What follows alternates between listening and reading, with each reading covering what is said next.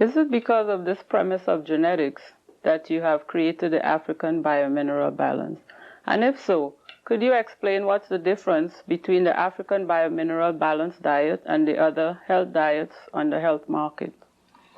Well, in my previous statement, I said that the difference is that I mentioned one of the difference. Like, for instance, we talk about the rice, and we talk about the soybean,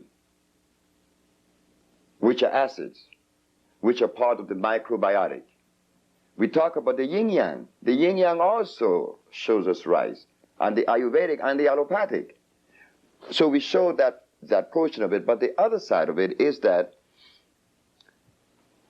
the African biomineral balance was constructed using substance that came from the environment, the same environment that the black man was placed in by creator and creation, which is the tropics, the rainforest.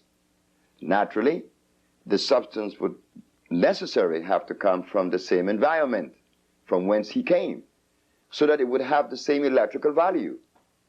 So we constructed it by creating these compounds, such as the Maya, as known today.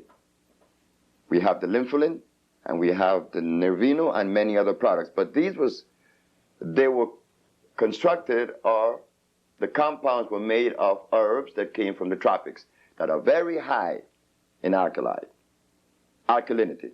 We find such herbs as the Cocolmeca. We find herbs, the Corazon de Jesus, which is very, very high in food. So right there, we are not following the same premise as other herbalists. Why? Because they use comfrey, they use peppermint, they use foxglove, and all these are hybrid herbs, which are incomplete molecular structure. An incomplete molecular structure is something that was created through hybriding. Hybriding means that you're going to create something that was not created by Mother Nature, and that you want to fit that within this cosmic procession. No. If it was not created by Mother Nature, then this substance should not be included in this whole procession, because it would cause an imbalance.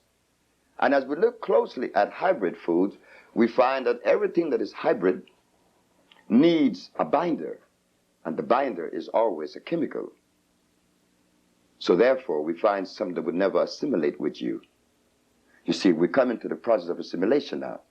We left the African biomineral balance encompassing all of the elements. Naturally, we have to talk about everything, because everything is interrelated and everything complements. So we find now that in arranging the diet, we have to consider everything that could be of usefulness, and we have to know of everything that was not of usefulness, like the usage of comfrey. Comfrey contains starch.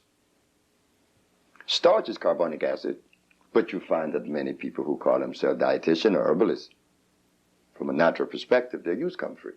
They also use, well, like I said, foxglove, which is a very poisonous plant, because it is a hybrid plant.